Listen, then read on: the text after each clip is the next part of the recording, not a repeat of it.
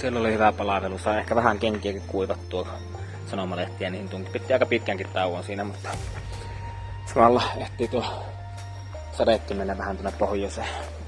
Ja tosiaan niin mä saan sateet kiinni, kun mä tulin 5 kilsaa ennen Skellefteåta. Ja ilmeisesti luulen, että sato silloin jo tosiaan, niin saan sitten tosiaan tästä ajaa toivottavasti vähän kuivemmassa kelissä, vähän kuivempi olo nyt. Mysteerijuoman pullot tankattu täyteen. Lähdettäis ajamaan. Löytyy Piitteosta vielä vissiin 24H huolsikkaa. Ja nyt yrittäis ainakin sinne päästä. Skellefteån tauko takana. Oli tosiaan aika pitkä tauko, mutta mikäpä siinä. Olisi voinut jatkaa suoraan pohjoiseen E4, mutta se ei oikein kiinnosta. Ja rinnakkaasti ei Sorana. Just päivän kuorutettu vesisateella ei myöskään kiinnosta. Niin kierretään täältä vähän lännempää. Vuodelta tulee vähän enemmän nousua, mutta mennään aluksi vähän matkaa laulavaa laaksoa kohti Hungenedalen. Katsotaan mitä löydetään täältä muuta kuin Utfartti, mikä on tuolla sinisessä kyltissä. Aina jaksaa huvittaa. Utfart. Just sitä 2-vuotiaiden huumoria, eikö? Miten se nyt menikään? Mun huumori on yhteensä parempaa. Miksi vai pitäis ollakaan? Onpa kivaa tämä. En nyt voi sanoa rinnakkaisteeksi, mutta hyvä vaihtoehto tuolle E4. Tosin nyt näytti siltä, että E4:llakin oli aika vähän liikennettä. Joten kai sekin pitää joskus ajaa, niin nyt tässä olisi järkevää. Vaikka aika harvoin se sana järkevä ja Pekka mahtuu samaan lauseeseen. Yllättävän hyvä kyllä tämäkin. No, kyllä tuolta löytyy varmasti tosiaan aika paljon huonompiakin päskiä, mitä reittimestari on meikäläisen pään ja perseen menoksi suunnitelma. Siihen se mennä sanomaan. Täällä mennään E4, joka on ei-moottoritie. Että saa pyöräillä. 110 rajoitus ja 2 ajorattaa, 4 kaistaa ja tämmönen kiva hierova tärinäraita.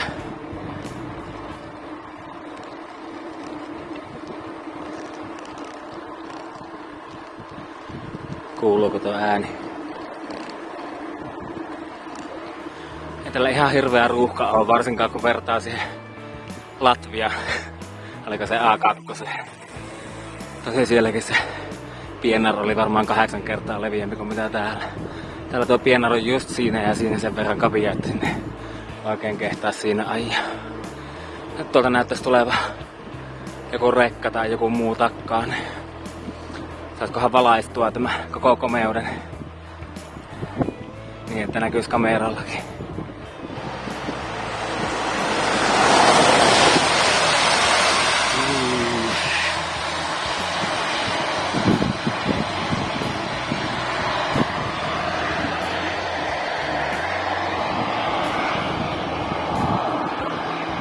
Ilmassa on kosteutta ihan hyvin, niin kuin näkyy tuossa valokeilassa, mutta ei tällä nyt varsinaisesti sadaa. Ja tämä on se oikeastaan ensimmäistä kertaa koko tälle päivälle. Tuntuu, että ilma on semmonen, että se on kuivempi kuin minä.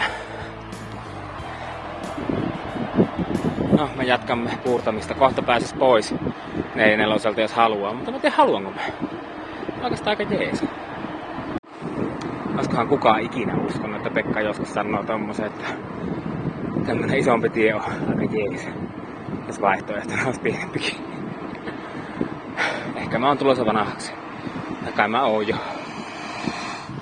Täytyy kyllä sanoa, että tämä E4 on yllättänyt positiivisesti. Mä olin suunnitellut tuohon paljon enemmän noita rinnakkaisteitakin, mutta ensimmäistä semmoista ajeli tuossa, niin kattelin, että näitä liikennettä ei ole minkään vertaan. Olen nyt ajanut 32 kilsaa. On vielä ihan hyvä myötäinen ja ei sadakkaan. Ja yhteensä niin samaan suuntaan menijöitä ohittanut mut kokonaista 12 kappaletta 32 kilsalla. Ja olikohan niin, että niistä 2 semmosia, jotka ei ole tullut tämmöisellä osuudella, missä on 2 kaistaa samaan suuntaan. Eikä tämä tiehän on tosiaan käytännössä moottoritietä ja ohituskaistatietä, mutta ei virallisesti moottori- tai moottoriliikennetietä. Joten tää saa ajaa vaikka traktorilla tai polkupyörällä tai vaikka sähköpotkulaualla. Ylämäkiä täältä löytyy, mutta mä veikkaan, että nämä on aika paljon loivempia kuin mitä vaikka just tuossa vieressä oikealla menevällä alkuperäisellä reittitiellä olisi. Jos se nyt edes on tie.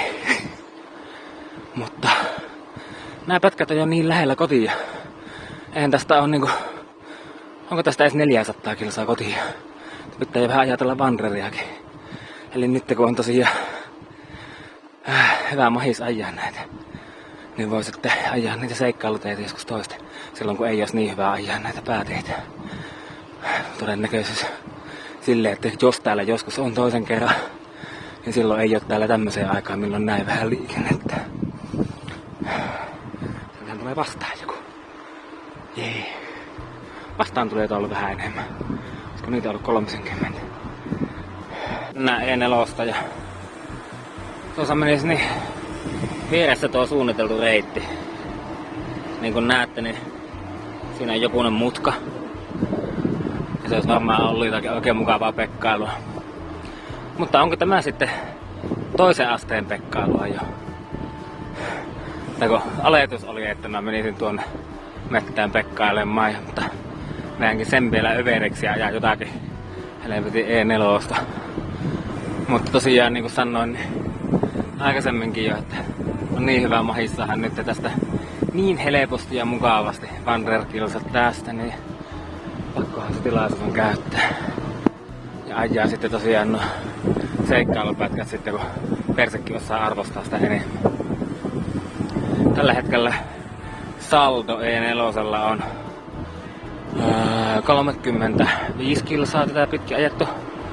Ja yhteensä ohittajia, minut ohittaneita ajoneuvoja, siis 19 kappaletta. Ajattelen melkein yksi auto per 2 kilsaa. Katsotaan tuleeko loppupätkällä vielä joku. Jaha, ei tullut ohittajia. Reitti kääntyy tästä oikealle. Ja tosiaan E4 tämän pätkän saldona 38 ja olisiko puoli kilsaa ja yhteensä 19 minut ohittanutta ajoneuvoa. Eli tosiaan se vähän yli 2 kilsaa per ajoneuvo. Ja 19 autoa yhteensä. Sitten kun vertaa siihen Latvia A2, niin se tuli varmaan 5-kertaisesti niitä autoja minuutissa. Tästä taas vielä jokunen kilsa piitte on. Vanhaa tietä pitkin. Vanha tie näyttää ihan kivalta. Aha. Melkein piitte on keskustassa. Olisiko vielä 3-4 kilsaa. Ja tästä äsken jolokotteli hirvi ylitty tosta ihan niinku 10 metriä mun eestä. Tämä oli niin sarveton yksilö. Lumien näköinen otus silti. Täällä pitäisi tosiaan olla 24H Shelli. Jätään siellä vähän taukoa ja katsotaan mitä sitten tapahtuu. Kun tossa vähän ennen kuin käännyin tosta E4 pois, niin tuli yhtäkkiä semmonen niinku aivan täysi säänmuutos.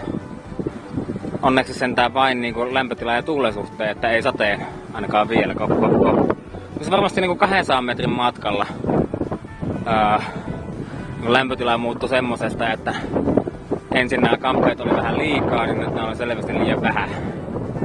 Ja sitten tosiaan tuuli ei olekaan enää niin myötäinen. Ja katsotaan vähän mitä ennusteet sanoo, kun päästään tuohon Shellille. Piitte on keskusta. Puoli kilsaa tästä vielä suoraan, että pitäisi löytyä se Shelli. Se alkaa melkein tulla vähän vilipoli. Ihan hyvää saumaa tulee tuolta. Toivottavasti se nyt oikeesti on auki. Kop. Se sitten pitää pistää vaatetta päälle ja sukkella. Täällä onko... Mä en tiedä sattaako täällä. Tähän on ainakin tihuu. Ei tarvis kyllä sitäkään. Mutta... ei valiteta.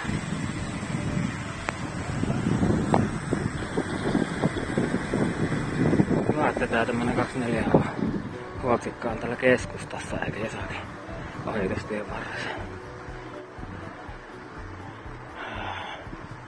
Onko muukin pyörällä? Onko kuinka pitkä matka? Vähän pöytiäkin. Siellä se Otso kattelee ulkona. Vähän solaa ja patonkia ja vanhoja sanomalehtiä ne sanoo mukaan vedenpitävät käsineet edes vähän kuivemmiksi. Ei muuten todellakaan ole vedenpitävät. Oho. Ja sitten tehdään samaa kohtaloa vielä vähän näille kengille. Nämä kengäthän on tosissaan aika vedenpitävät, mutta kun niihin pääsi valumaan sisälle silloin minun typeryyttäni täältä sitä vettä, niin ne on nyt sitä aika märät ollut viimeiset, mitä, 15 tuntia, 17 tuntia. On niin pitkä jo. On vissiin. No, anyway. Muistakaa te oikeasti, että niin heti kun alkaa satamaan vähänkään enemmän, niin oikeasti pakko olla ne jotkut lahkeet tai jotkut muut. Tai sadetöksyt, jotka estää veden valumisen tuonne kenkien sisälle. Mä en sitä tehnyt, koska piti olla niin lähellä se seuraava kauppa ja kuitenkin kerkes kastua siinä. Älkää tehkö niinku Pekka teki. En näkyykö tästä, mutta no niinku sattaa ihan kunnolla. Eikä sitä ole pari minuuttia, kun tänne tuli. No ehkä nyt vähän enemmän. Kuitenkin kelepaa näin päin. Rupesin tuossa katsomaan, kun tuli se kylmä rintama sinne vastaan, niin se on varmaan aika lailla tuommoinen.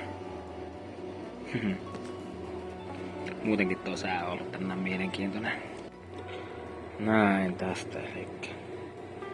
Otaanpa kun aamulla nukkunut tuolla Uumajassa. Tuolla noin. Ja sitten nukkunut. Alkaa tulla tuo sade. Noita sateita mä oottelin siinä. Siirryppänyt sitä eteenpäin noin. Ja yritettiin, että mä lähden tuohon väliin, missä näkyy pikku reikä tuossa, että lähden siihen ajamaan. No se oli välillä vähän kuivaa, mutta sitten olikin märkää hyvää aikaa siitä eteenpäin, kun nuo kaikki tuli päälle, kun mä olin tässä alla justiinsa menossa tänne päin hittaasti. Ja sitten pääsi tonne vähän ennen Shellefteota. Alkoi tulla kuivaa, kunnes sitten niin kun mä saan taas Shellefteossa kiinni tuon rintaman. Mitä se nyt on tuossa. Suunnilleen tuohon pääsin, oottelin siellä taukoa, että tuo kerkäs mennä tästä alta pois. Ja siellä on ollut aika kuivaa ajella siitä eteenpäin Shellefteosta tuolta noin. Mitä se nyt näkyy täällä? Tuolla. Siitä on ollut aika kuivaa ajella tänne kohti Piitteota, missä minä nyt oon. Ja tuossa äsken tuli tosiaan noita pikkukuuroja sitten tähän päälle vähän. Katsotaanpa nyt, että siinä alkaa lämpötila vähän tippumaan tästä. Ja tämä se nopein reitti Latsviassa Kilpisjärvellä. Perse ainakin tykkää. Keskinopeus mitä ehkä 4. Olen täällä Tuluvi.